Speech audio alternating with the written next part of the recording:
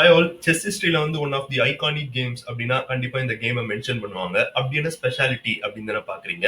இங்க ரூக் இங்க மூவ் பண்ணதுக்கு அப்புறம் குயின் டு G3 ஆப்போனன்ட் வந்து உடனே ரிசைன் பண்ணிட்டாங்க. அது ஏன் அப்படின்றத தெரிஞ்சுப்போம். இப்ப இந்த குயினை வந்து இந்த பானால கேப்சர் பண்றோம் அப்படின்னா night to hear is a solid checkmate because இந்த ஃபைல வந்து ரூக் கவர் பண்ணுது.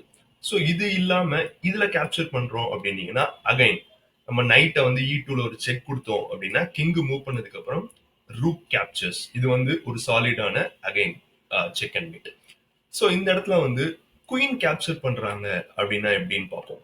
அகைன் நைட்டை வச்சு ஒரு செக் கொடுக்குறோம். இந்த டைம் வந்து கிங் அண்ட் குயினை கம்ப்ளீட்டா ஃபோர்க் பண்ணுது.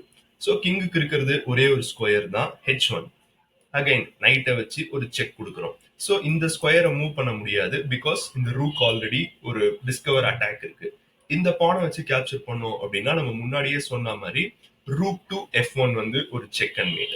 ஸோ பேசிக்கா கிங் தான் G1க்கு மூவ் ஆகணும். அகைன் ஒரு செக் கொடுத்து கிங் மூவ் ஆனதுக்கு அப்புறம் ரூக்கை ஜஸ்ட் பின்னாடி எடுத்துட்டு போறோம். இது சாலிடா ஒரு வின்னிங் பொசிஷன் தான் பிகாஸ் பிளாக் வந்து அப்ப பீஸ் அண்ட் அப்ப பான். அதனாலதான் ஆப்போனன்ட் வந்து ரிசைன் பண்ணிட்டாங்க. இந்த மாதிரி நிறைய இன்ட்ரெஸ்டிங்கான வீடியோஸ்க்கு மறக்காம சேனலை சப்ஸ்கிரைப் பண்ணி பக்கத்துல இருக்க பெல் ஐக்கனும் கிளிக் பண்ணிக்கோங்க. பாய்.